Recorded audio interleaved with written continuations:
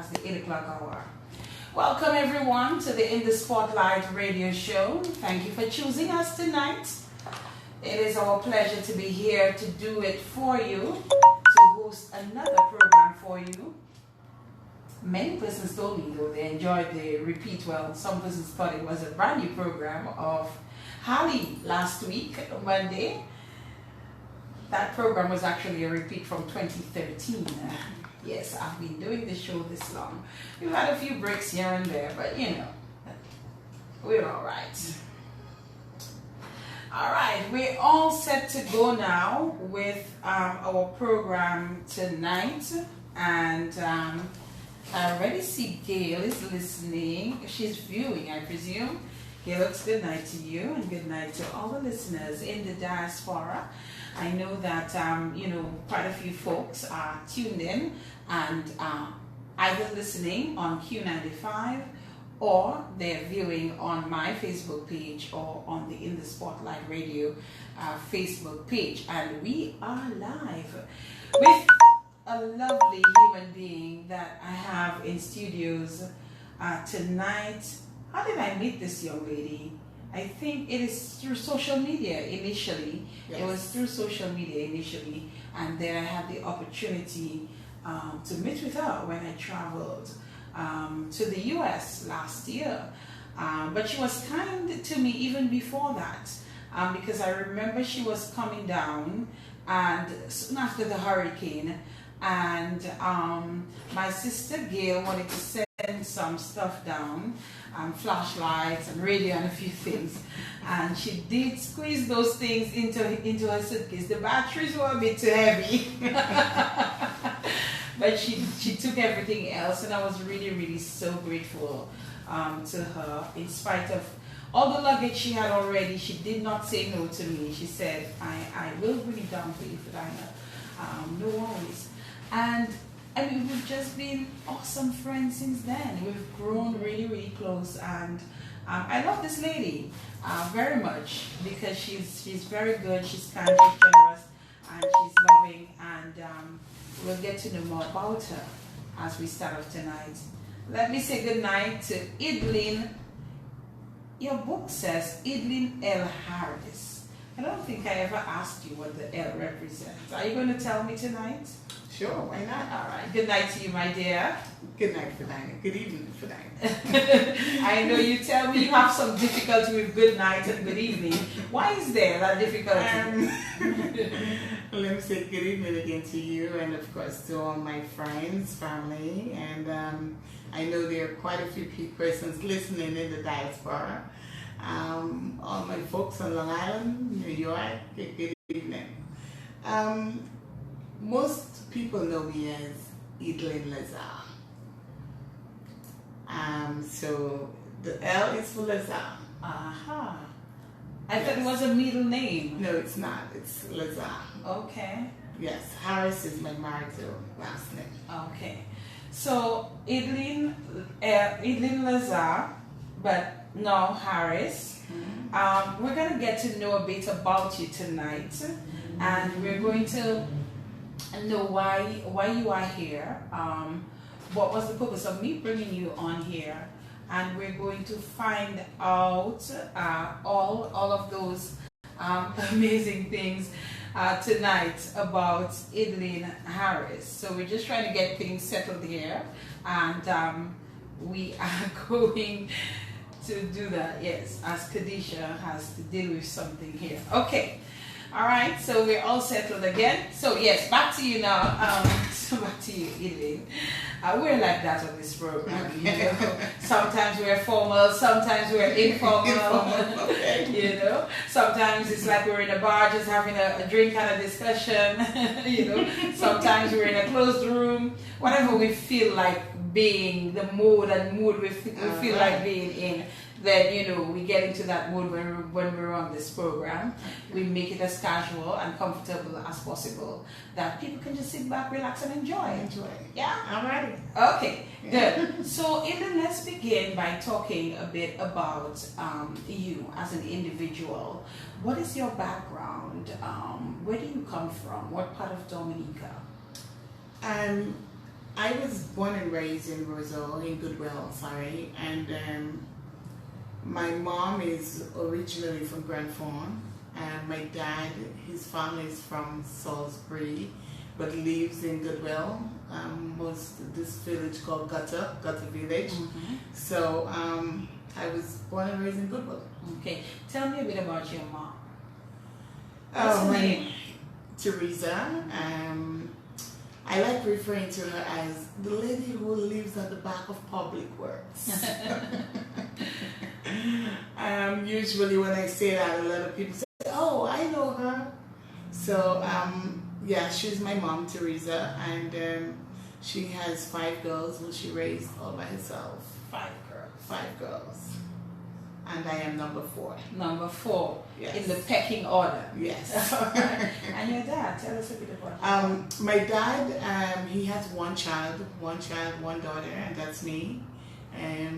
He worked in construction all his life, and just the regular man who likes his drink. He likes his drink. Tell me about your siblings. As I said, I do have 4 sisters, Helena, Helene, Cassandra, and Catherine, who is the last. I gave them to you in order. They're all here in Dominica, raising their own families, doing their own thing. Mm-hmm. Yeah. So you grew up in Goodwill as a young child. Yes. Tell me what your childhood was like. It may come a little bit emotional, but for me, childhood was no fun. It was no fun. No fun. You know, as I said, I raised with 4 other sisters and my mom, and it was very hard. We had a 1-bedroom at the time, growing up. No television, nothing like the normal children would have around them. So all we did was go to school and come home, have lunch if we do have that particular day. And we went on with life and was quite comfortable with what we had. It was a bit rough. I remember my dad wasn't employed for quite a while. He wasn't able to provide for me, although he only had 1. It was very difficult. My mom could not have done it all for 4 of us. And, you know, it was very hard going to school. Just going to school and not having breakfast or not having lunch was pretty hard. My mom left us at some point to do fostering, which she had to do to take care of us. And we understood that. It did not work out the way she wanted it to, and at some point she had to stop so she could come home and continue taking care of us. I went to school. I did what I had to do as a child. I was raised well, even though we did not have much. Very obedient, I must say. Never got into trouble at school, never once. I knew what it was to go to school and learn. But unfortunately, I did not have everything I needed to learn. The motivation wasn't there either. And but I was that very strong person growing up. In spite of all the things I did not have, the fancy lunch and the snacks and the school bags and the school shoes, I was always finding something or somebody to motivate me. And during common entrance, I wasn't successful at all. I failed my common entrance. And I went on to JSP, and at that point I did much better because I had my teachers. I'm sure a lot of people knew her, remember Miss Shiro. She taught at the Goodwill Primary, Mrs. Shiro. I was one of her favorite students, and she took me up under her wings, and she motivated me all through my JSP years. and I was able to pass my GSP exam, but decided not to enter secondary school. You decided? Yes, I did. Pause. Yeah. You decided not to go to secondary school. Mm-hmm. Which secondary school were you getting the opportunity to go to? Goodwill Secondary. Goodwill Secondary. Yes. And you opted out of that? Yes, I did. Why did you opt out of that? At the time, it was very hard with my mom. And again, as I said, my dad was in and out of jobs and wasn't able to contribute anything. And I felt I was a teenager at that point. And I looked around me and I saw so many teenagers getting pregnant. And I did not want it to disappoint my family or myself.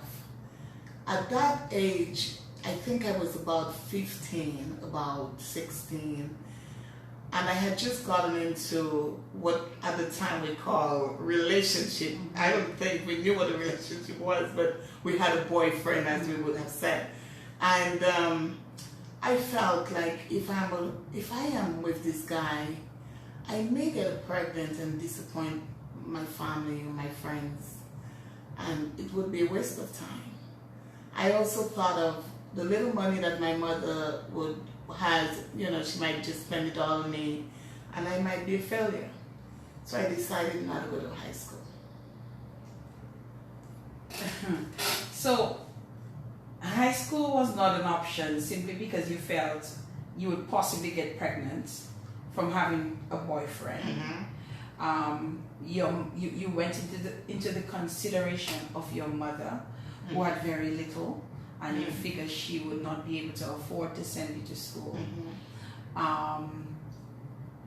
Those reasons are okay, but the person I know you to be, the person that I've met, I'm surprised that you took that decision. Yes, at the time, it was very hard for me to, there was a lot going on with us as a family. I mean, for instance, my last sister, her dad took care of her as much as he could financially. And I remember there were days when my mom would say, she can't buy me books or shoes because my dad did not give me any money. And I just felt that would lead me to this particular guy that I was going out with to find help. And eventually we might be sexually active. So I just felt like I might be a failure. Okay. So it was a mental thing, yes, going on in your mind. Absolutely.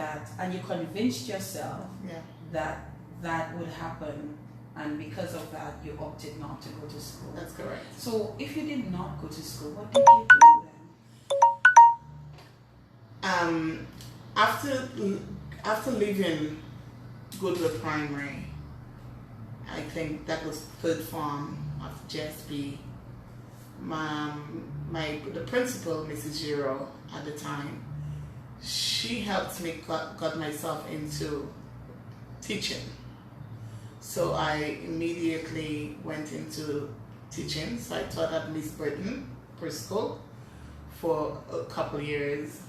And I stayed there, I think it was 2 or 3 years. And then I migrated to Antigua, where I studied early childhood education. And I came back home. And when I got back home, I got married. You got married? Yes. At what age? 21. 21. Yes. Was it to the same person from back then? No. No. You got married at the age of 21 years old. Yes. Before we talk about the getting married at age 21, I want to ask you, when you failed the common entrance, back when you sat the exam, do you think that it was inability, or was it due to your circumstances? I think it was due to circumstances. I mean, At that age, it was a lot of, honestly, I consider it poverty. You know, there were times there, you know, we had no breakfast, no lunch. My mom wasn't around. The person that was taking care of us, you know, maybe sometimes to get home. The food is not on fire yet. There are times when we get home, we have to get to the shop to buy the bread. And my sister would make the juice and all of that going on. So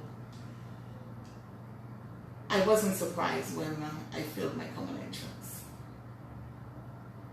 Poverty is what you refer to it as. Yes. And I say poverty because I look at life now. I look at life with other people at the time, our friends, and what we had. As I mentioned earlier, we had a one-bedroom. My mother had 5 of us. So we were sleeping under the bed. We had to make our beds with clothing, sheets, and we all had to sleep. Sometimes when I wake up at night, I am the one underneath the bed and I have to go potty. So we had to jump over each other. So we had a rough life growing up. So you don't know what it is to have enjoyed your years growing up as a young child, as a teenager. No. But are there any fond memories at all? Yes. I must say, just spending time with my sisters was really fun. And we still do that as a family. We still remember things together. You know, we had this almond tree in front of our door, and we would all sit there. We would laugh. In spite of the little we had, we made life enjoyable for us with laughter. We enjoyed each other. And because of that, we have a very, very good relationship as sisters. And that is excellent in itself. Yes. At least, you know, if you all could form that bond in spite of the circumstances, I think, you know, that in itself would help you all to sort of forget the poverty, forget the misery at times, and, you know, laugh a little. Yes. And Laughter. probably play some games. The games that, I guess, hopscotch, marble, skipping rope. Yes. That kind of thing. And all girls, oh boy. Yeah, I'm sure girls. there were times you all had some little, yeah? No. Not really? Not really. The only thing I must say, and I know my sisters, some of them are listening and they know it's the truth. I think they would allow me, I would be the only one doing the dishes. But you were the fourth child. Yes.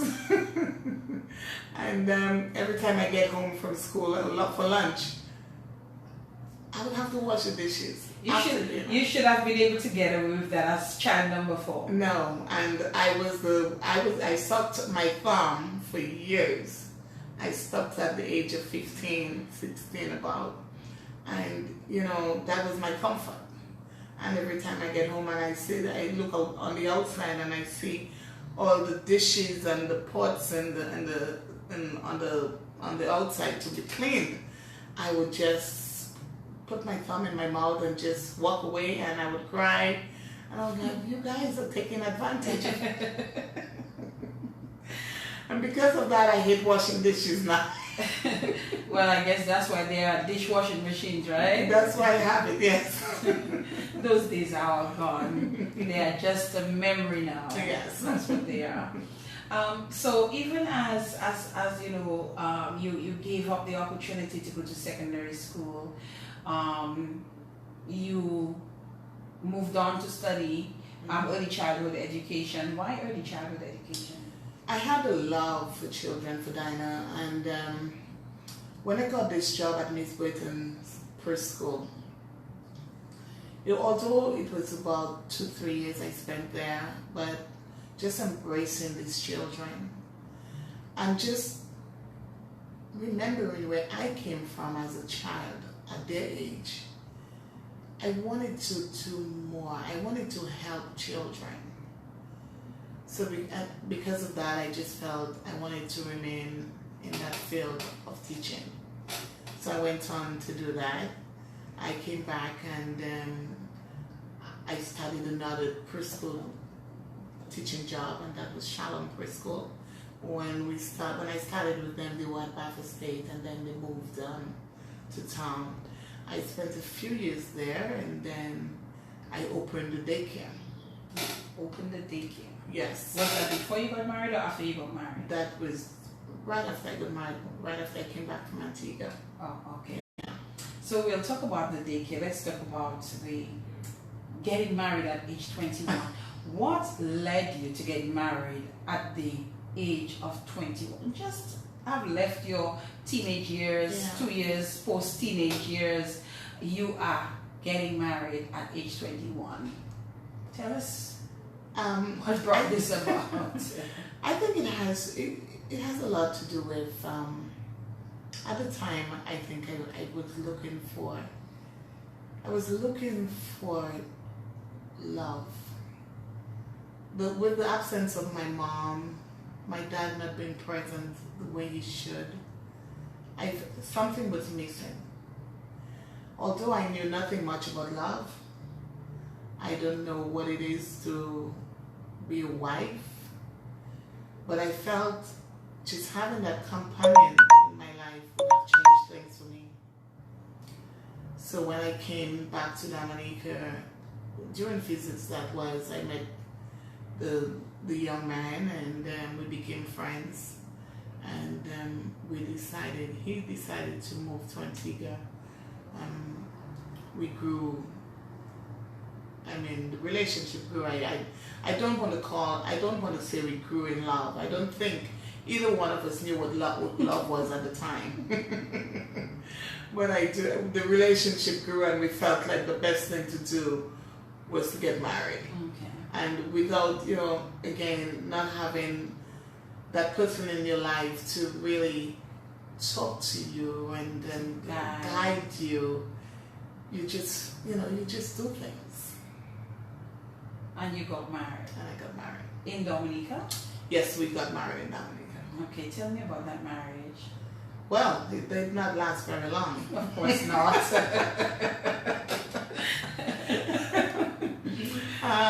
We got married, and we were two different people. We wanted different things. I was always this young woman, or this woman who was always focused. And when I know I want something, I would go for it. And he was the opposite, and I just felt like things wasn't going right. I know if I were to speak to him now, I have spoken to him in the past about back then, and he would say we were both young, right? Mm-hmm. But we were two different people wanting different things. Okay. So we got separated, and eventually I migrated, and we got divorced. You got divorced. Yeah. So what was it, a year, 2 years? We spent 2 years together. 2 years married. Yes. As a couple. As a couple. All right. Yeah. And then you moved on. I moved and on. he moved on. And he moved on. All right. Within that time, you also opened the daycare Yes. here that you just mentioned, and you explained to us that it's all about your love for children that really inspired you to open that daycare.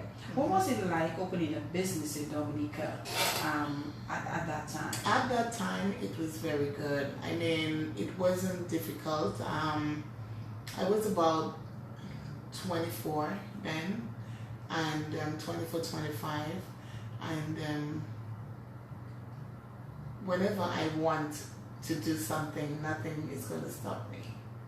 So the fact that I've always wanted to have my own business. I wanted to work with children.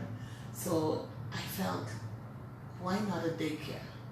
And I started the daycare. I started with 4 children. And the 4 kids were my nieces and nephews. And that daycare. A good place to start. Of course, absolutely. The daycare grew. It was called Sunshine Daycare. We were upstairs Bernard Wiltshire's building at the time. And that's what street is that? Great King George Street.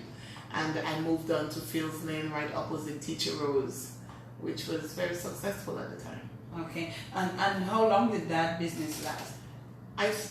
About 5 years. About 5 until years. I migrated, yes. Oh, so you did you close the business because you migrated? Yes. Oh, so that is something that you could have had a flourishing business in Dominica had you stayed? Absolutely. Okay, so you decided to migrate. Yes. Let us talk about this migration from Dominica. Why did you decide? You had a business, Mm-hmm. things were working out, Mm-hmm. at least it appeared so. Yes. Things were working out. What would cause you to want to leave Dominica at that time? At the time of the daycare, I was in a relationship Okay. with someone who wasn't a Dominican. Okay. And when he moved back to his country, life wasn't the same for me. Okay. So what I did, I joined him. Oh. Yes. I closed the daycare and I moved. And whilst I was there, You moved for a man? I don't think I moved for him because I knew there wasn't a future with him. Oh. Yes. But I saw other opportunities. So I jumped on it, keeping my mouth quiet and just doing me. So I moved to Barbados. And whilst I was there in Barbados, I started thinking, and I said, this is a great opportunity to try to get my visa. Mm-hmm. But the sad thing was I had absolutely no documents with me but my passport. That's all I had. And whilst I was in Barbados, I discussed it with him because he is a Bajan. And he supported me. He supported the move. So I decided, maybe I will go to Dominica and get that, all my documents and come back. But before I left for Dominica, I remember being in my hotel and I woke up very early one morning and there was a voice.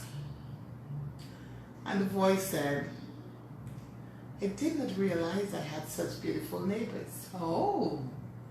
I looked around and it was the guy and I said hi and right there and then, it was very early in the morning, it was like 6 and he said, can I invite you out to eat? And I said, sure. And I thought he meant, it was like 6 in the morning, I thought breakfast, right? No, I thought it was, he said 8, what about 8? So I thought it was dinner. I did not realize he meant 8 in the morning, a.m. So I went about my day and about 8 in the evening, I was all dressed up and I was waiting. And there was no one. So I went to the receptionist and I asked her, I told her what room the person was in and, if she knew what was going on. And she said to me, oh, that person left. I said, oh, he did. And I just went my way. I got changed back into my PJs and back into my hotel, into my bed. And what did you think at the time though? I don't know. I just felt like I was played. That's all I could stood think you of. up. Yes. So I said, all right. I went about my business. 1 month later, I got this phone call and the call was transferred to my hotel room. And I said, hello. So you were staying at a hotel? At a hotel. And I had, at that time, think I had already spent 2 months at the hotel. Okay.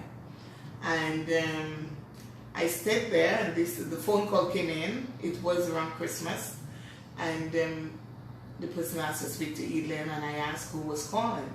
And at the other end of the phone, he said, "I know it's you." And I said, "Who are you?" And he said who he was, and he was the very same person who had invited me out to eat. I said, "What happened to you?" And he explained his invitation was for breakfast, because he was leaving that very same day to go back to the United States. I see. So you thought it was evening dinner. Yes. But he was referring to 8 a.m. for breakfast. And so he was probably having his last breakfast before he went back. Absolutely correct. Yes. So that was a bit of a misunderstanding. So a little bit more clarity for you. Yes. Okay. So at the time I said, okay, forgiven, and we continued the conversation. He invited me to the U.S. And I said, U.S., I don't have a visa. Mm-hmm. And I told him, I actually have a different plan. I'm going to London to study. London was in my head, but it wasn't something that was confirmed or anything like that. But I was just trying to sort out myself as a young girl. And he said to me, "Why London?" I said, "Well, I don't have anyone in New York." And he said, "Well, you have me." I said, "But I don't know you." That's right. And he said, "Well, you will know me then." And we went on with the conversation, and we said, why don't you just go and try and see if you can get your visa? And I said, maybe that's a good idea. I've been thinking about it, so maybe I should do it. And I did. So I got 1 month visa. Who gets 1 month visa? 1 month visa to the United States. And when he called me, I said to him, "Well, I got a month." He said, "You only need a day." And at that time, I did not understand what he was talking about. Mm-hmm. But he said, "I only needed a day." And I said, okay. And we made plans to go to New York. But I was in a bond, because he wasn't saying, "I am buying you your ticket." You wanted to hear that? I wanted to hear that, but he wasn't saying that. So I was kind of confused as to how am I getting there. And then I told my friend, the guy that I dated back in Dominica, who is Bajan, I mentioned it to him, and he was very supportive.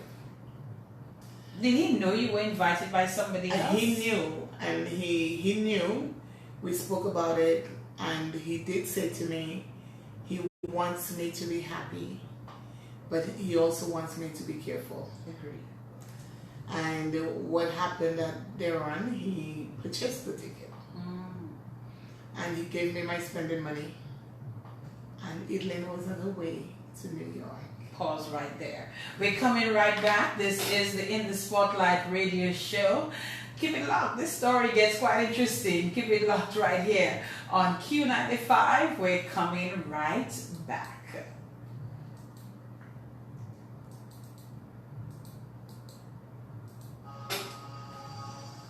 In the Spotlight on Q95 FM radio every Monday night from 8 p.m. In the Spotlight, featuring people from all walks of Dominican life. Yes, you're still live. Hi, folks on Facebook. Say hi, Edline. Hello. Untold stories. All right. We have quite a few people who are viewing of all people in as politics, well. So religion, let us know you're here. Say hello. music, Well, type hello. media, and more. Or give us a like or a thumbs up. Public servants, youth, the ordinary Dominican. Listen to their stories. No limitations, no restrictions, no holds barred. In the Spotlight will also spotlight interesting topics, issues, and relevant situations. Oh, you are? Don't miss. Yep. In the Spotlight on Q95 FM radio every Their phone Monday and my phone, and I have tried to go up into there and we have to search down the office for it. And we couldn't find it because it was on silent. And on the Interesting personalities, educational and informative topics and issues. That's why I never wanted the key in the first place. Listen to The Spotlight, Monday nights from 8 p.m. on Q95. Okay, but I'm here now. I'm not going anywhere. I never did get a chance to share that on the page. No? I'm not doing it right now.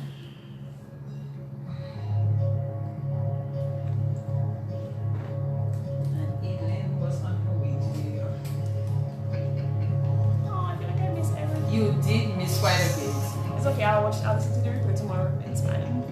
I listen to, like when I get to my breakfast and stuff, I always try to listen to the replays on the show. That's all I do sometimes after people play, because I just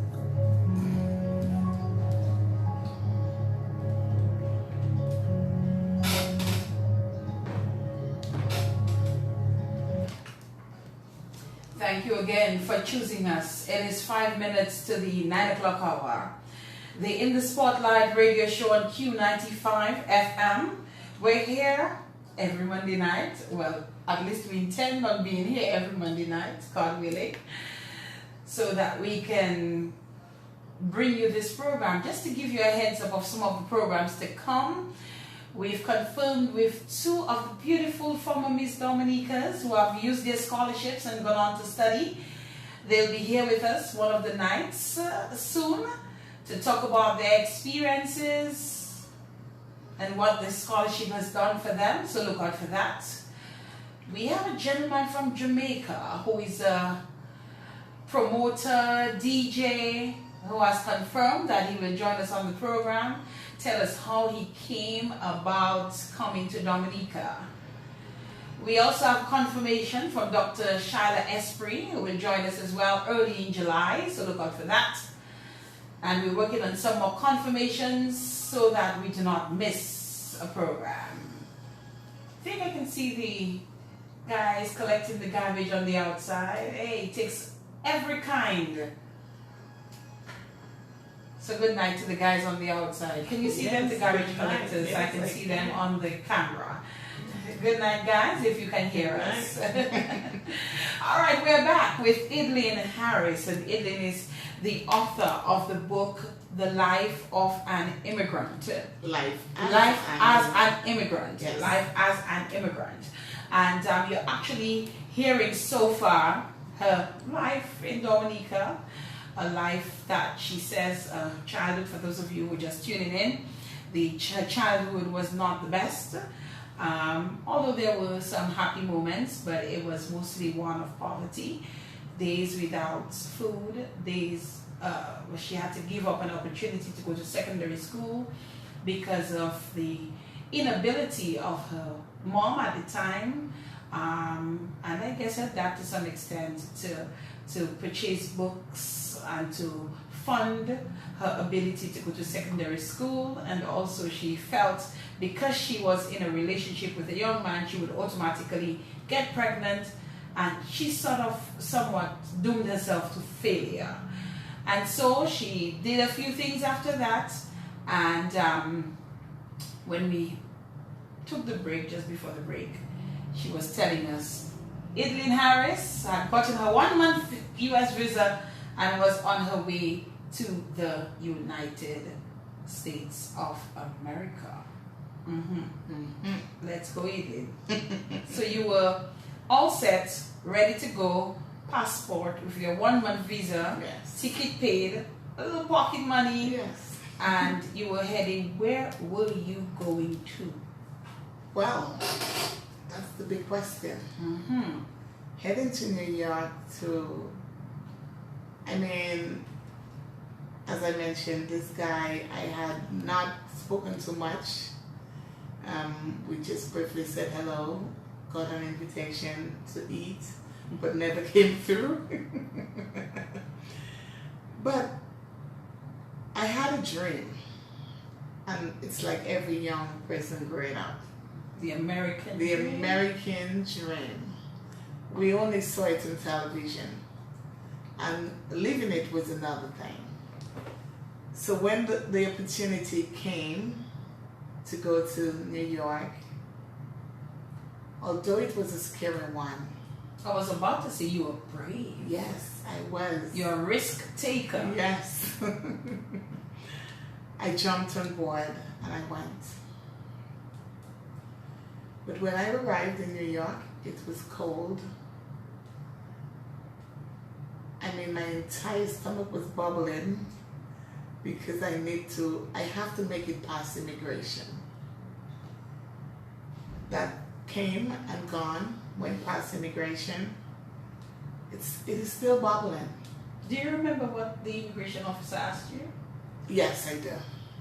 He asked me how long I was in the U.S. I was coming for in the U.S. and I said 2 weeks because I was all prompted as to what to say. Okay. So I knew what I was going to say and I said it and it went well. Okay. But the scary part was meeting the person that I had only spoken to for a few minutes. I did not even remember what he looked like at the time. My God. So I walked out of immigration and right there in the waiting area, there was this gentleman with my name written on a piece of paper. And it was the very same gentleman who invited me to New York, who I had met at the hotel 2 months prior. So he showed up. He did show up. Mm-hmm. He showed up. We greeted each other with a hug.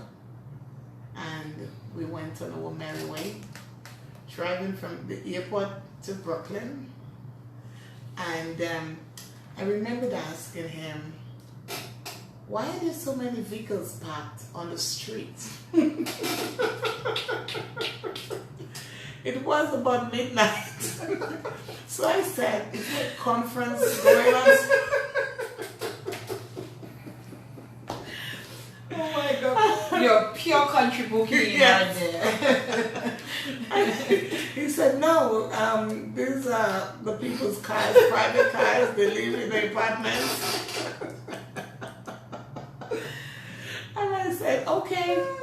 And we went on and we talked. The drive wasn't very long. We got to an apartment and I remember saying to him, who lives here? He told me his girlfriend. Oh my God. I really don't mean to laugh at this, but this is funny. I looked at him and I said, are you kidding me? And he smiled. And at that point I realized he was joking. Oh, sigh of relief. So we got in and we got to the apartment. There was absolutely no one. It was a very small apartment. They call it a studio apartment. And it was very cold, very, very cold. And he brought me a jacket and that's all I had. So I was trying to keep warm. And whilst we were at the apartment, a woman called his phone and it was his sister. She welcomed me and she said, oh, my brother said he's expecting a friend and he asked me for you to stay here and it's fine. And I asked her, will you be home tonight? And she said, well, I will be home on Friday because I leave on my job, I come home on a weekend. I said, okay. And that was it. After I saw the guy, he would come by every other day. So, I started asking him questions and trying to find out more about him. And at that point, I did not find out much. Okay. But 2 days later, I started to think, what am I going to do in New York? I started to think and I started to think and I started to think. And I remember there was a snowstorm the following day. I did not have any warm gears. So I stayed in and the next day it was much better. So I went out on the street to take a walk. And I remember meeting a young woman. And I said to her, excuse me, ma'am, but do you know any jobs that maybe you could introduce me to? And she looked at me like I was crazy. I just stopped her. I did not know who she was. And it wasn't very far from the apartment where I was. It was just like in the corner because I could not go very far. I did not know where I was or where to go. I had nobody to show me. So I said to her, I do not have a phone, but if you give me your number, maybe I can contact you. And she did give me her number. And at the apartment was a landline. So I used that and I called her days later. And I introduced myself and tell her who I was. And I really plead my case to her. I told her exactly what was going on and why I was here and how I got there. And she said she was Grenadian. And she said to me, I will call you. She did call me a day later. And she said, do you mind coming to work with me? And I said, of course, but you need to pick me up. And she did pick me up, and we went off, and that was in New Jersey. I stayed there with her. I worked. She was doing housekeeping. I worked with her, and she gave me $100 US. But the sad thing was getting back to my apartment all by myself. I was lost. I took 3 different trains before I could get the right one. And during that time, I lost my glasses. I wore glasses at the time. At a very early age. I started wearing glasses at 12. Okay. And I had my glasses and it fell and broke. And I could not see. Oh my God. I cried. And someone stopped and helped me. Asked me what was wrong. I told them, and they helped me home. So I got back to the apartment after hours, and all I could do was cry. I wasn't sure if I was doing the right thing, because at that point I'm saying, here I am with $500 US I came in with, $100 US which I made with this woman. I don't know how to obtain a new pair of glasses. What do? I can't see. So I called my friend in Barbados, explained, and he had connections in the US. So someone contacted me, picked me up, took me to an eye doctor, bought me a pair of glasses. And I was very happy about that. Now, you would want to ask me, where is that gentleman who invited you to the US? Oh, we get into that. we get into that. Where is that gentleman in all of this who invited you to the US? He wasn't coming around a lot. I quickly noticed that I was being paraded for show. Oh. And I say that because he was much older than I am, retired cop in the US, in New York. And I had gone out with him one night, one evening, and I felt, the presence that I felt was a lot of show. And at a very young age, I was very, very, very wise. I knew a lot about life because of the people I associated with. It was very quick for me to notice what was going on. So when he would call in the daytime to check up on me and see how I was doing, I would find a lot of excuses so he wouldn't come. And I started to think once again, what am I going to do? Now that I have found a pair of new glasses, what am I going to do? Yes. What is there for me? I have 1 month to stay in this country. What am I going to do? And because of all the stress, I got sick, and I am asthmatic. So I had an asthma attack, and I was hospitalized.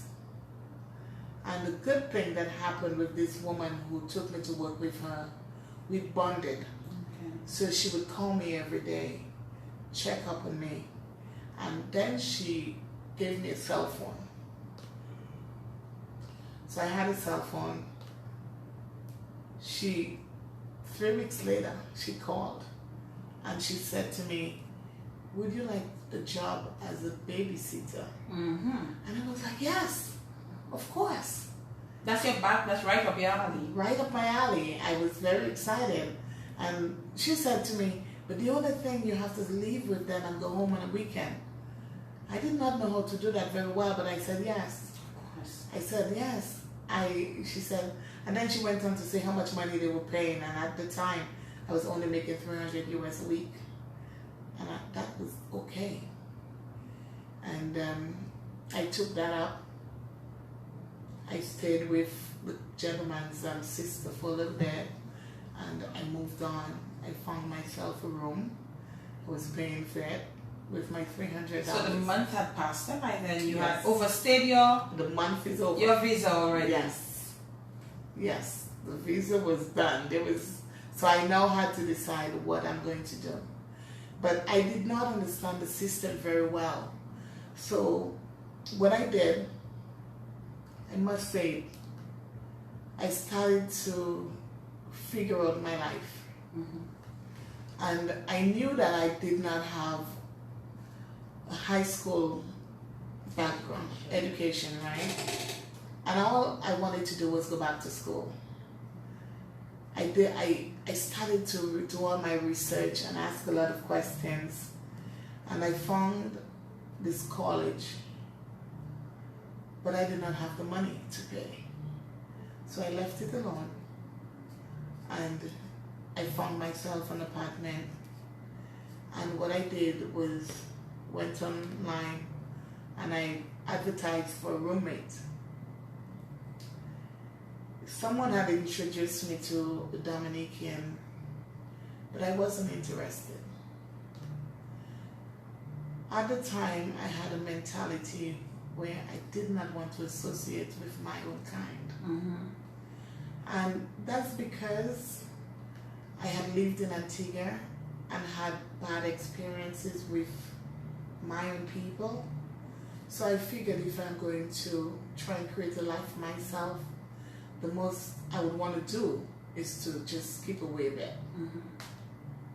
So I turned that down. I turned down the introduction, and I met this young lady who, she's born Jamaican, raised in New York, was going to NYU in New York City and looking for an apartment or a room.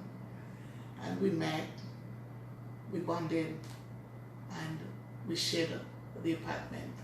And from there, life began. Life began in New York. in New York. Yes. Although life as an immigrant began from the time you laid foot Yes. during that month of December, Yes. and you felt that cold and that chill, Yes. which I don't like very much. Gail, you know that. So from there, you decided, this is where I'm going to be. Yes. I'm staying in this land, and I'm going to make a living, a life for myself Yes. in New York, in the United States. But you were illegal. Yes, I was. What was that like? Well, let me just correct you on illegal. I wasn't illegal. People tend to mix that up. Illegal is when you cross the border. Okay. All right. I came in legally. You came in with a legally. visa, but I had overstayed. You had overstayed Yes. in the United Yes. States of America. Yes. And what was that like? What was it like daily, just knowing that you didn't have papers or the right documents to be in the United States? It did not bother me because I had a plan. You had a plan. I had a plan. And What was that plan?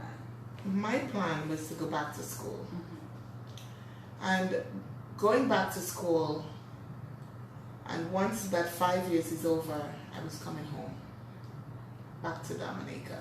That was the plan. That was my plan. No thoughts of getting married No. at the time? At the time, no. No. No. Did you understand though that if you had gone to school and overstayed and gone back home, what the repercussions would be, that you would not be able to go back to the Yes. US, that kind of thing? Yes, I You did. understood all of I that? understood. But it was early in the game, Mm-hmm. so it was okay at that time to think that way. Yes. But tell me how things unfolded from there. After being in the US for a year, 1 year, I did all my research. I found myself a school. I went back into early childhood education.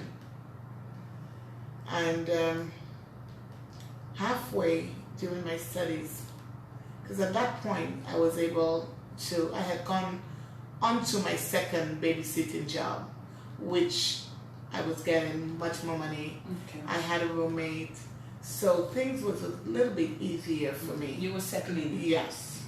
And I realized that I wanted to do something more than teaching.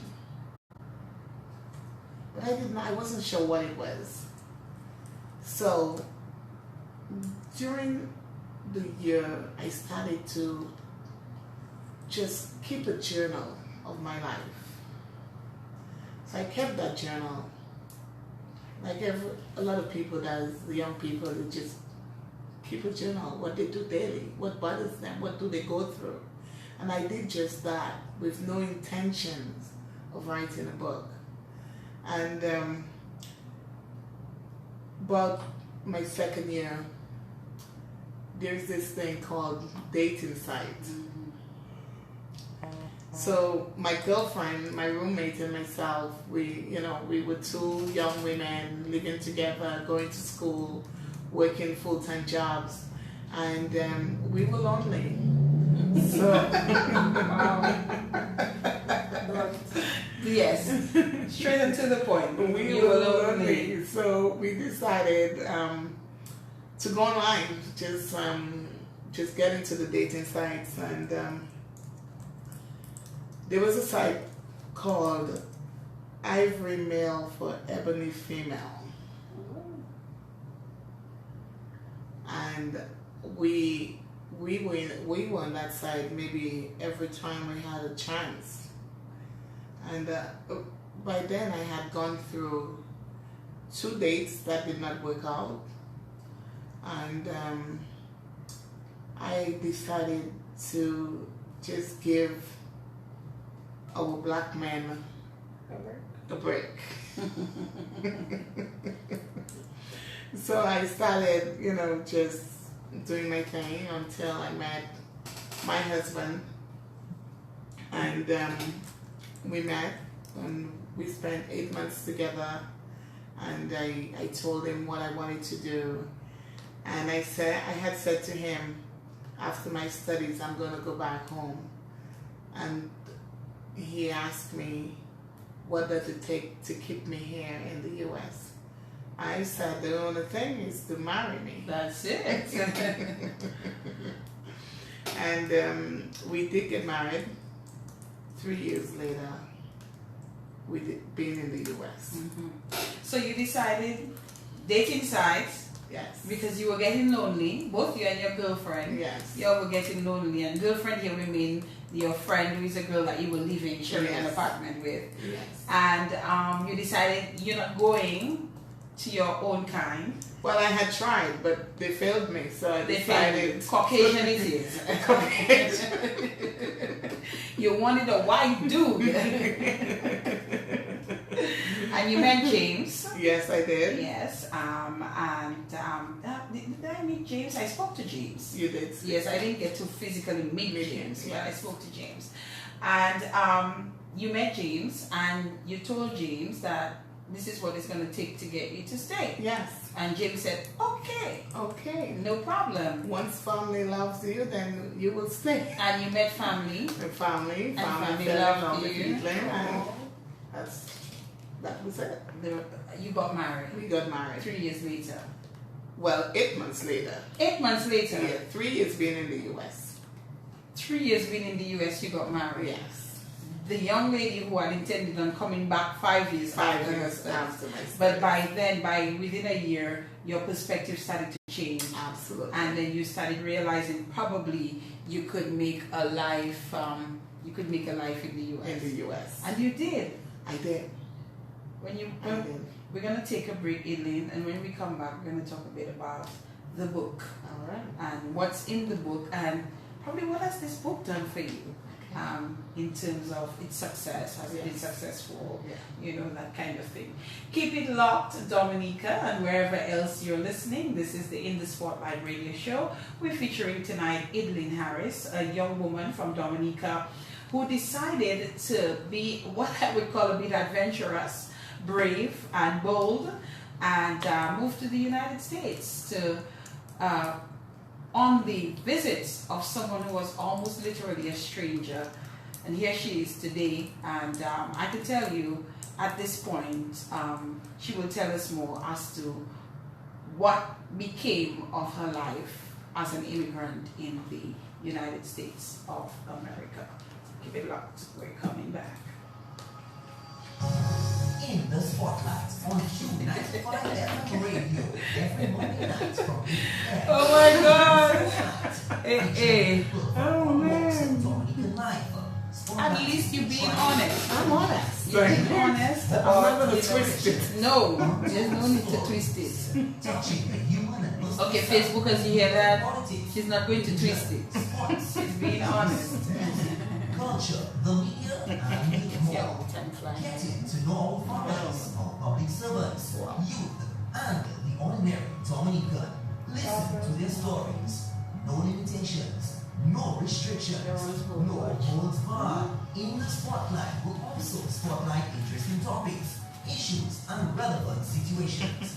Don't miss. Ladies and gentlemen, Yes, sweet. Yeah. Just So like go on and that. date it outside. Yes. Monday I nights like that independent doing your thing. in the Spotlight. It's true. So all the way when all that was happening, Young. Very young. like in your 20s, Yeah, I'm under 41 now. so like your early 20s. Mhm. So she was around my age, but She got married at 21. No, you're not married. Would you like me to make a call up, Kanisha? To you know exactly who I I don't call. know you guys. And I don't know girl, and I think the last time I checked. Uh-oh. Girl. 22 minutes past the 9 o'clock hour as we continue chatting a bit with Edline Harris. And if time permits, we will open up the lines and take some calls for her. But we're continuing to talk as she shares with us her life as an immigrant in the United States of America. And I'm sure, Edline, that there's quite a few persons who are listening who can actually relate to some of what you're saying, who would have had similar experiences, who probably didn't have the courage that you did, and maybe would have given up and maybe returned home. Some who would have stayed and persevered, and tried their best to succeed no matter how hard it is. One thing I know is that life in the United States, especially on your own, is not easy. It's not. It is not easy, and I know about that.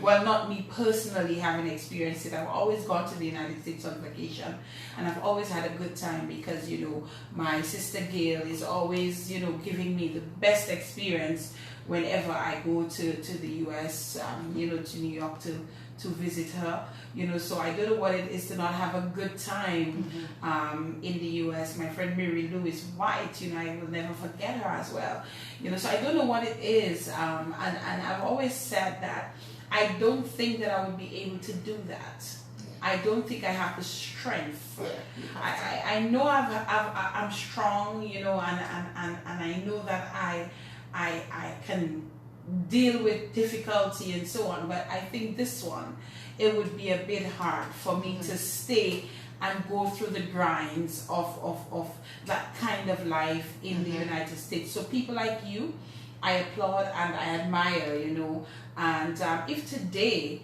you are successful at anything, there should be no one who should envy you or be jealous of you or hate you or smirk at you or make any comments, you know, about you in any negative fashion, because you know what it is like. Yes. And you've been through it, you've been through the struggle, but here you are today. Yes. You wrote a book. I did. Tell us about that book and how it came about. Well, life is an immigrant.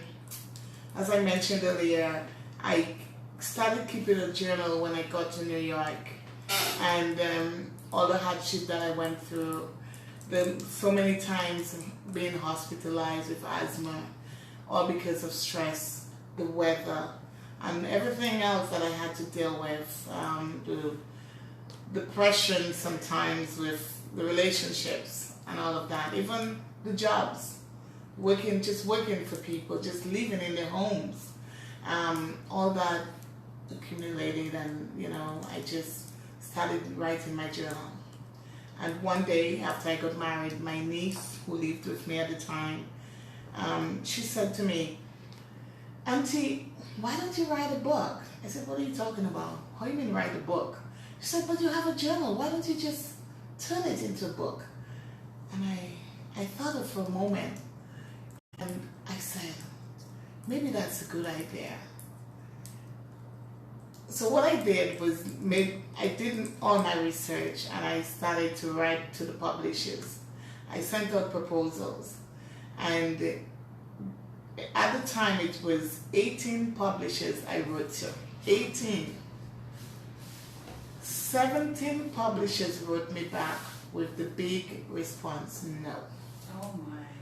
Some of them they were not very nice because of that word immigrant. It meant a lot to them. So they simply said they're not interested in working with any immigrant. And there was a moment I cried, and I said, "Oh my gosh, I don't understand how these people are so nasty." And then, yes, they were very mean. But at the back of my head, I am remembering 18 publishers, but only 17 have responded. So I keep checking my emails, and over a month, no response from this one publisher who have not written. And one day I missed this phone call. I was on the job. I was still a nanny at the time. I got a phone call. I missed it. And I checked the number. It wasn't the number I knew. And there was a voicemail which I played. And it was the 18th publisher calling because they wanted to have a conversation with me about my work. So I quickly checked my email and saw there was an email from them as well. I called my husband, and we did our research on the publisher, making sure they're legit. And that very same day, there was a young lady from St. Lucia who wrote a book, and they had published that book, and she had a luncheon. So we did attend the luncheon of the book, and no, it was a book signing, sorry. And we had a conversation with her, and everything seems legit. So I decided to respond to them, and I finally signed contracts with them, and they are the publisher of Life as an Immigrant. And your book is published. Your book was published. It was published in 2010. And sold on Amazon, every bookstore in the United States. And what has this book done for you? A lot.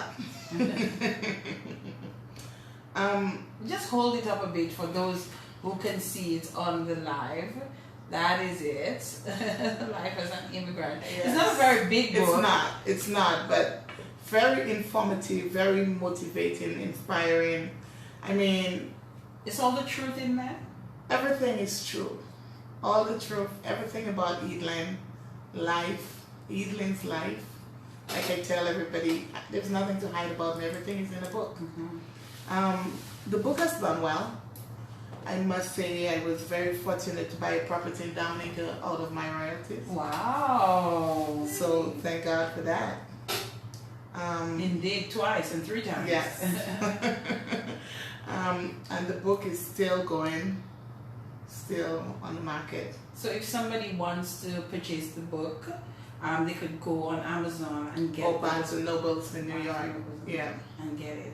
So Yeah. you continue to get royalties for that book? I do. Yeah. Good stuff. Good Yeah, stuff. yeah. All right. Yeah. So you got married and life continued. What do you do in the United States? You didn't babysit all your life. No, I didn't. I actually stopped. I babysat for 10 years. 10 years. And I have been in the U.S. for 15 years. Mm-hmm. And I babysat for 10 years, which was great. I loved it. I have grown to build some beautiful relationships with some of my families that I babysat for. And I must say, from babysitting to professional nanny. And a lot of you might ask me, what's a professional nanny? I took my nanny job very seriously. Okay. It was done on a professional level. Mm-hmm. I do have a degree in early childhood education. So I applied everything I learned to my nanny jobs. And during the last 5 years of my nanny career, I decided that I was going to make my family proud, my nieces and nephew. And I was going to be the first one to enter university, even though I did not go to secondary school. Imagine that. So, yes, I did. So it really was your circumstances. Yes, it was. It wasn't inability. No, it wasn't. So I started off with John Jay College and then Ashford University. And I graduated with a degree in criminal justice. Criminal justice. Yes. What is that? It's criminal justice. What do you do as someone with a degree in criminal justice? I am an investigator in New York City. An investigator. Yes. All right. Interesting. That's an interesting job. Very interesting. I suspect I'm not going to ask you to go into much details, but what do you do generally? I cannot give you much details, but I can just tell you right now at present, I do work with cybercrimes. Cybercrimes. Yes. Okay. So Edline Harris, the young girl who turned down an opportunity to go to secondary school, being considerate of her circumstances, her mother's circumstances, her parents' circumstances, being scared that she probably would get pregnant, and just generally felt that she was doomed to fail, and didn't go to secondary school, has a degree in early childhood education, has a degree in criminal justice today. You should be very proud of yourself, young lady. I am proud of myself, and what that has done for me is it has made me stronger. And every time I walk the streets and I listen to stories, the most I do is motivate, because I know exactly what I went through. And even though I do have a career, charity is my forte. I believe in helping.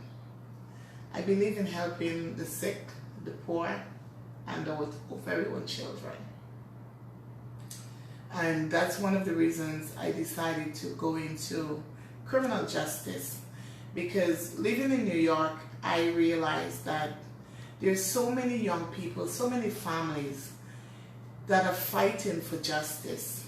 Even the children, so many things happen to our children, and these children, they pass their lives, they're no longer here. And then the people who are supposed to fight for justice are the parents, and not even their parents can get justice for their children. So I felt my voice would be good. It would bring closure to families. And that's the reason why I chose to do criminal justice. You enjoy it? I do enjoy it. I'm going to tread on an area that I know is going to get you a little sensitive. Mm-hmm. You talk a lot about children. You talk a lot about, from very early you got into early childhood education. You were babysitting. You babysat in the U.S. Mm-hmm. You did it in Dominica, starting off your business with your nieces and nephews and all of that. But you do not have any kids. No, I don't. But it's not by choice. No, it's not by choice. I have tried. I have had 4 miscarriages. Mm-hmm. And the very recent one was very recent, last October, September, somewhere around that. Yes. Yeah. So I have tried, and I have tried every way possible. Mm-hmm. Yeah, and not until I had my major surgery in January, we found out one of the problems why I wasn't successful. And a lot of people ask, are you going to try again? I have asked you that. Yes, you have. But the answer is no. You're not going to try it. I'm not going to try again. If it happens, it happens. But this is not going to prevent you from being a mom. No, it's not. And I think you've been a mom to many. Yes. All those lovely children you've babysat over the years. Yeah. I think you have been a mom to them. Mm-hmm. Yes. Would you consider adoption? Yes, I have considered adoption. So we could probably see that happening in the future. Yes. As well. Yes. I don't think it's possible for you not to have kids, even if they're not your biological children. The type of person that you are, and having had most of your life spent with children, caring for them, loving them, teaching them, for you not to have at least one that you adopt. I suspect when you start adopting, you're going to say to me, Fernanda, I need you to hold 1 or 2 at home for me. You're not going to stop. Yes, but how has that affected you? How has that made you feel over the years, with every miscarriage, with every, every situation? I just got stronger. That's it. I have learned to find comfort within myself. I have learned to deal with my problems and my situations a different way, and not by, I do have some amazing friends, and I know some of them are listening. I see Miss Stylish Queen has been. I do have amazing friends, and I love them dearly. And even though I live very far from them in the States, but I must thank them so much for all the love and all the support they have given to me all through of last year and to this day. They are amazing. And but without them, God, I don't know what would have happened. But overall, I'm a strong woman. Yes, you are. I try and keep myself going, happy, do things that makes me smile, and just keep me bubbly. And I think that causes people to gravitate towards you. So we have developed quite a nice friendship. Yes, we have. Even while you're here in Dominica, and when you were here the last time, we spent quite a bit of time together, just getting to know each other. Yeah. And, just kind of talking about experiences and working through things. Yeah. And you've been here actually, you spoke about charity and doing charitable work. You've been here doing some of that work since the hurricane. Yeah.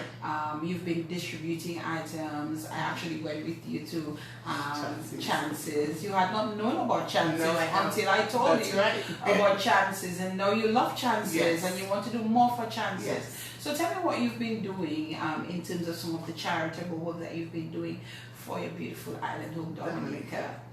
Well, after Hurricane Maria hit, before Hurricane Maria, every year I host backyard party at my house, and that's in light of my birthday, which is September. But before it gets cold, it always starts. I think September, that date, the 16th, is always cold.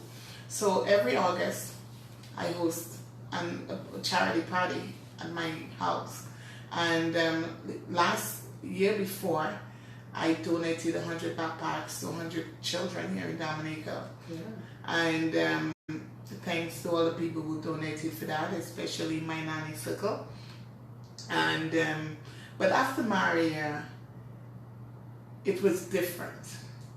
I wanted to deal with the elderly last year, but Maria came, and I heard the cry of many people, and like every other diaspora, I went all out by myself, and I reached out to my personal friends, my church, my doctors, and I just put out a plea, and they knew about the hurricane, and they reached out to me, and I was able to collect many clothing items, and I packed half a container of clothing, and that was shipped to Dominica, thanks to Easy Barrel for that, for the help. So I am here in Dominica for 2 weeks doing my charity work, and it was such a pleasure visiting Chances, where I made the presentation, thanks to you for Dinah. I did make a presentation today at the Grotto. Mm-hmm. I also made a presentation at the Youth Week. Operation Youth Youth Week. Mm-hmm. Great. And tomorrow and the rest of the week, I will be visiting different villages where I will make some kids donation to kids. All right. I think, it's important, in spite of your experiences growing up here, that you do not forget your backyard. No. And I think that is important. And it's important that you have not forgotten your Dominica. No. And I think it's important that you are here and giving back to your community. Whether it be, I know it cost you quite a bit to get the container down here. Yes. And you were actually literally forced to be here, Yes.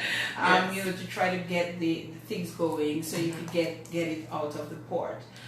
So I think a few persons helped out, so thankful to them for that. And I know it does not end here. I know you had conversations with a young lady at Chances of more ways that you think that you can help them, help the young people there. What more would you like to do for Dominica? Any plans of probably coming back home one day and, Yes, I mean, there are a lot of plans. I must tell you, I am on my way back home. You're on your way back home. I like that. Yes, I plan to do a lot more. I will be doing business in Dominica pretty soon. Okay. And of course, I am in the process of building my home as well. So I'm going to see what happens from there. Okay. Yes. Good stuff. So you never know. You never know. Yeah. You could be on your way back here. Yeah. I'm going to open up the lines for you, so persons can call if they would like to contribute to the program. Our numbers are 449-3095, 449-3096, 449-3097. Our overseas number 1-305-432-9624. For those of you who are viewing via Facebook, we know sometimes we have a bit of a challenge with you hearing what's happening because sometimes we have to keep the mics open, but we're going to think of you and try our best to facilitate you during the process of the calls during the program. So 449-3095 and 9697, and the calls are coming in. Hello, good night.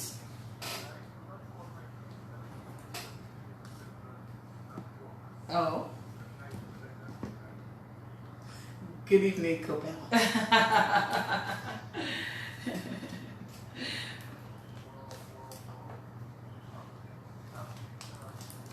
I'm saying, wow. Yes, I'm lost for words. But you know, Pedina, Edline, I've known Edline for some time, and she has always been a people's person. In fact, when I organized this group concerned citizen movement, she was one person up front in terms of giving us and assisting us. I mean, obviously, a very special Edline. I want to ask her to you, and talking from your community to the social community. Thank you. And the good thing about it, you have struggle and you do not get where you come from. Thank you. But you leave. But I can see you, but I can get a very fine hug from. Oh my! We always hug each other when we see each other. Okay. Thank you, Cobell. Thank you. Thank you. Thank you so much, Copel. 449-3095, 449-3096, 449-3097. If you're listening from outside of Dominica and you would like to contribute, it's 305-432-9624. Good night. Hello. Hi. So let you have it. I want to say a very special good evening to my matron of honor, Oh.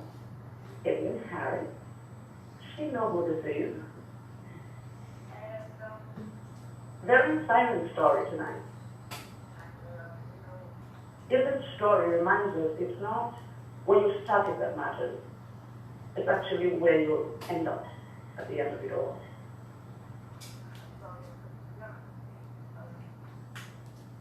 It's a message to every single person out there who's afraid to step out in faith and make it happen for themselves. Edline did it.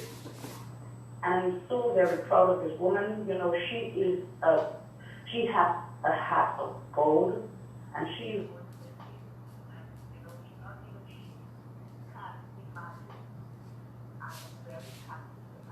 supposed to be a personal. Certainly, if she ever needs anything, Edline Harris is someone who's going to get it. She has given so much that when it's time for her to get back, the outpouring of love and support that she'll get will be absolutely overwhelming. Up to you, girlfriend. You're doing an amazing job tonight. You have done an amazing job with your life, and I look forward to celebrating the many successes and joys that are in store for you. Thank you, Monel Williams, John Baptist. And congratulations to you as well, Monel. Hello, good night. Hello. It's the overseas line, so I'm going to be a little patient. Hello. Okay, try us again. Oh, try us again on that line as well. 449-3095, 449-3096, 449-3097. Overseas, I was told to say it again. It's 1-305-432-9624. Good night.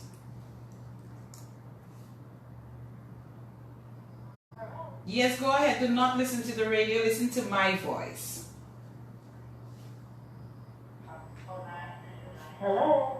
Yes, hello. Go ahead. Can you hear me? Oh my, don't tell me the caller was not hearing me. Try us again when you're calling us, especially if you're listening or you're viewing, do not listen or view. Listen to my voice on the telephone talking to you directly. Okay? Oh yes, please just try us again on our numbers and try to get through, and we will put you through on the program. And as the calls come in, we will take them. But we're going to talk about something, Edline. So last year summer, it's by the way 11 minutes to 10 o'clock. Last year summer, there was a particular young lady who was making the rounds on Facebook. And you took this young lady under your wings and you gave her the time of her life in New York. And that's Miss Lady V, who had, done very well with her song that Carnival season. Her song was very popular, and she actually made it on the lineup to the Calypso show in New York that summer. And Miss Edline Harris decided she was going to take on Miss Lady V. How did that come about, Edline? Lady V is a young lady that I have known over the years growing up. I saw her back and forth going to school with her parents, walking the streets. We did not attend the very same school, not the very same years, but just walking the street. I saw her many times, so I do remember Lady V, and I know she too had struggles. So when I heard Lady V, I was listening to Matt one morning, and he was giving the lineup for the annual Calypso show in New York City. I started to think, I'm like, oh man, I know Lady V, I know she had her own struggles, and I don't know what life is going to be like for her when she comes to New York for her very first time. So I reached out to a schoolmate of mine who knows Lady V very well, and I said to her, I asked her, I said, I want to just help Lady V when she comes to New York. What do you think? And she was like, well, I don't know, but I don't think I'll be able to do anything because I'm working. I said, well, I can take some time out of my job and do it. Take time off my job and do it. But I did not realize it was gonna happen the way it did. So the show was that Saturday evening, and I did not attend the show. But I reached out to Lady V the night before, and they had missed something with the weather. They missed the flight or something like that, and she told me they were coming in the morning of the show. So I said to her, well, why don't you contact me after the show? I don't think I'll be able to come to the show because I don't normally attend the functions during that time of the year. So she did reach out the Sunday morning, and I drove from Long Island to Brooklyn to pick her up, and I figured I would have her the Monday, and I would, just maybe do something fun with her. But when she came to my house, she was pretty comfortable. She decided she did not want to leave. So, I started working. I just chose to work from home that week. And then the week became 3 weeks. And so I worked from home for 3 weeks, and I showed her a good time. And she wanted Dominica to see her in the U.S. having a good time. Let us clarify that. So, before we clarify that, let's take this call, and then we'll come back to clarify that. Hello? Yes? Go ahead. You are? Go ahead, you're live. You are live. Go ahead, ma'am.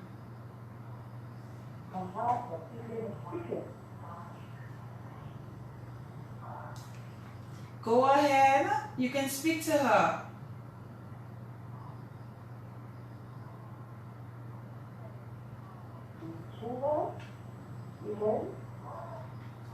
Hi. How are you?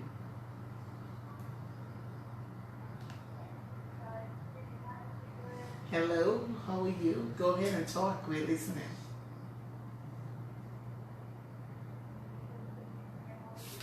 Good evening. We are listening. Go ahead.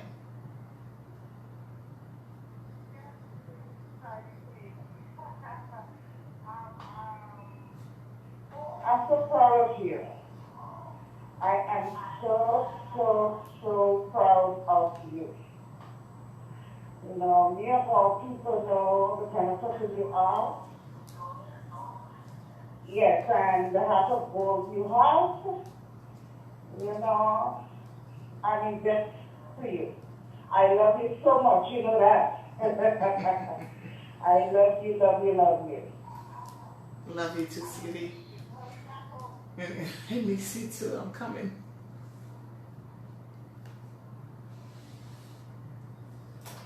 Good evening. Hello? Yes, hello. Go ahead. According to how you say, big up Raza. I just want this woman is such an incredible woman. I don't think there's words that I could describe who she is. But I got to know Raza through a friend when I came up to the US. And I must say, she is one of a kind. I just sent her a message and said that I'm listening, so I guess she knows who I am. But Raza, you are the best.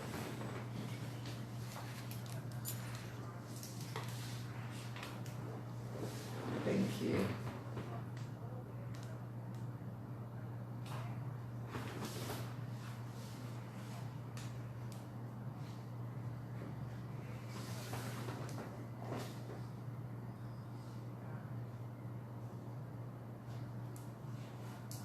Yes. Thank you so much. God bless you too. Thank you.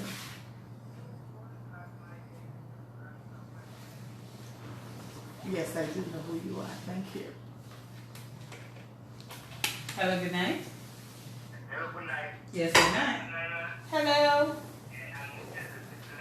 Very good story, I want to tell you peace, love, and blessings, to you. Very inspiring. I mean, since I presented up Dominica, could really see a story from the beginning, including me, I haven't had enough opportunities and that, lack of parenting, single parents, and, I see a side of the story, and all the best. And if you want people to adopt chances, that's the best. If you want children, there's a lot of children that, need, they can really adopt chances, as a charity, you would help them, give them anything that they need, Yes.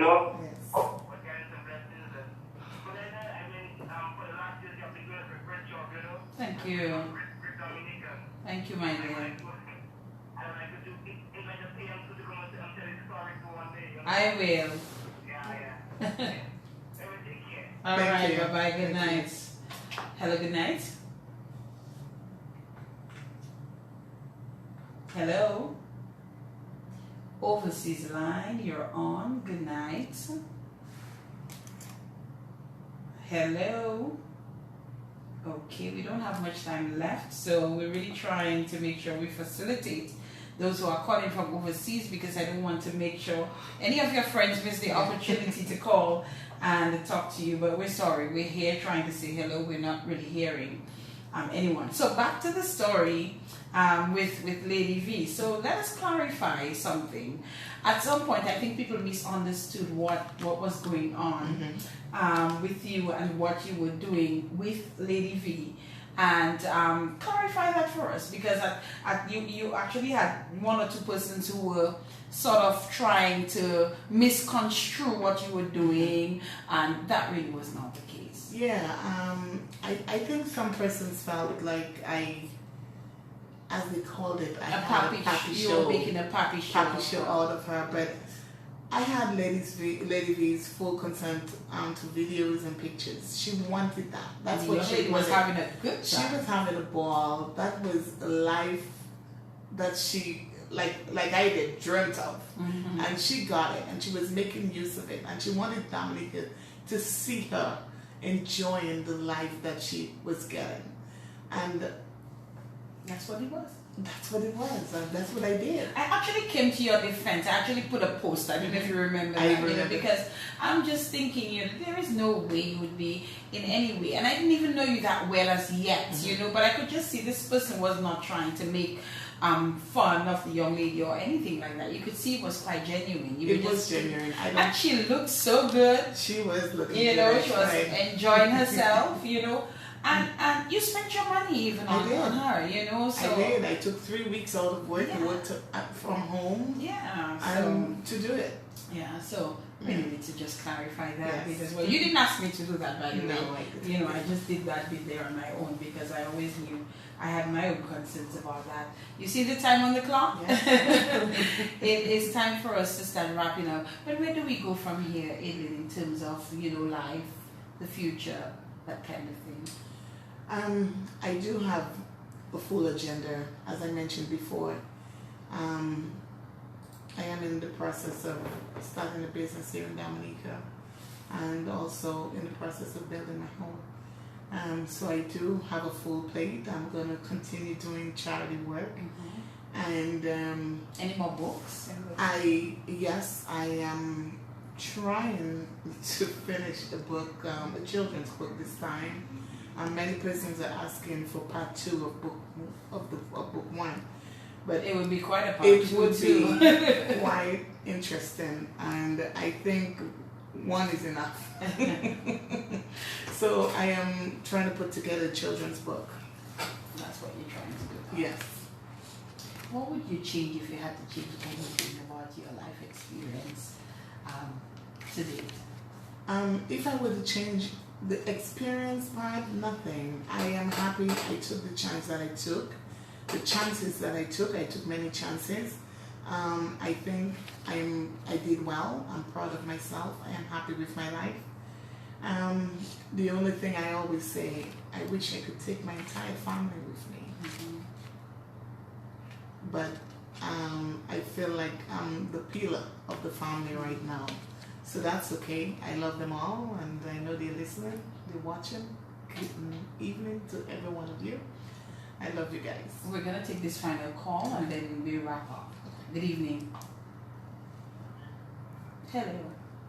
Thank you.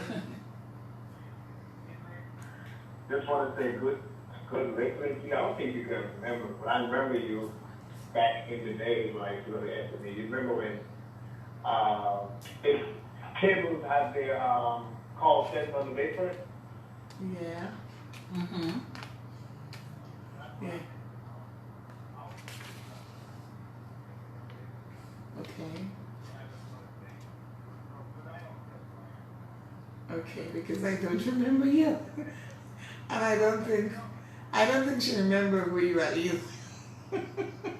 I'm trying to think. Yes?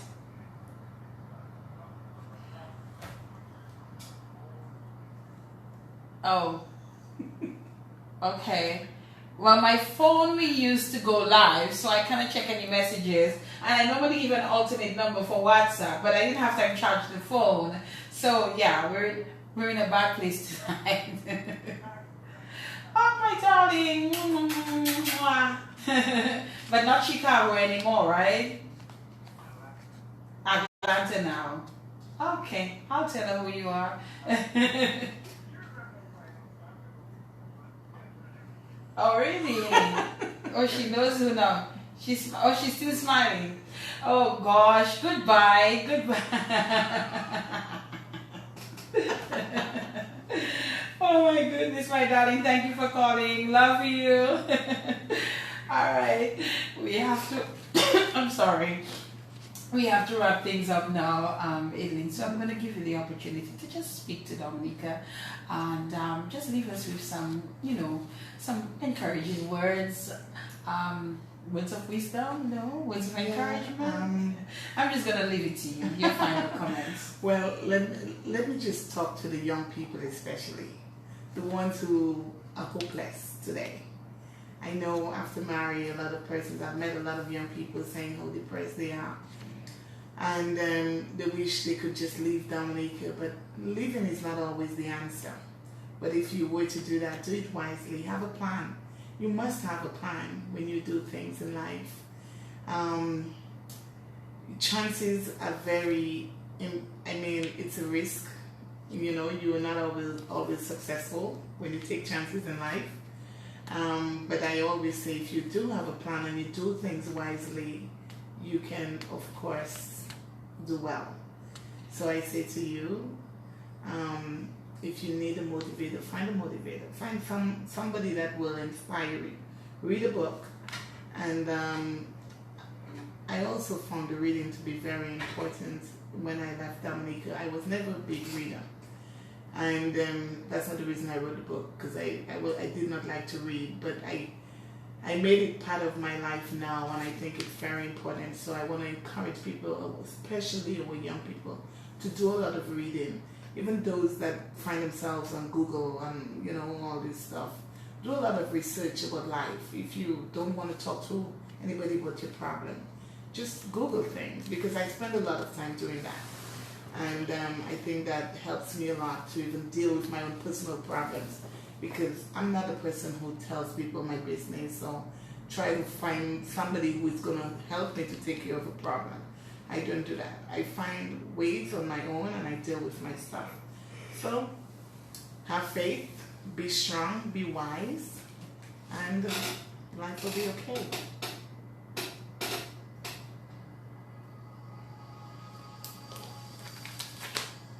Edline Harris, as we wrap up tonight's In the Spotlight radio show. Thank you so much, everyone, for listening. Thank you, Edline, for being here and being so open and so honest and so blunt in some cases, right, Kadisha? Yes. Thank you for sharing with us your story. We hope that many were inspired by your story, and that there was some things that many learned from you tonight, and that many will be encouraged to take chances and take risks sometimes, you know. We will be back here next week, Monday, for another program. Thank you for your patience, Dominica, and all those who listen to the program on a Monday night. God willing, He has provided me with wheels again. Thank you, Papa God. And, you know, I should be able to run around and do the things that I want to do to make sure I'm here on a Monday night for the program.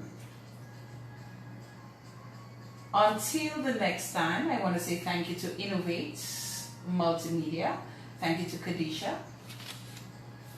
Thank you to Josephine Gabriel and Company Limited for their Swapita water.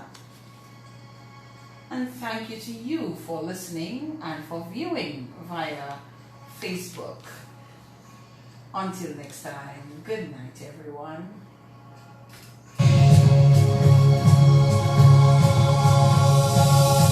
Thank you for listening to In the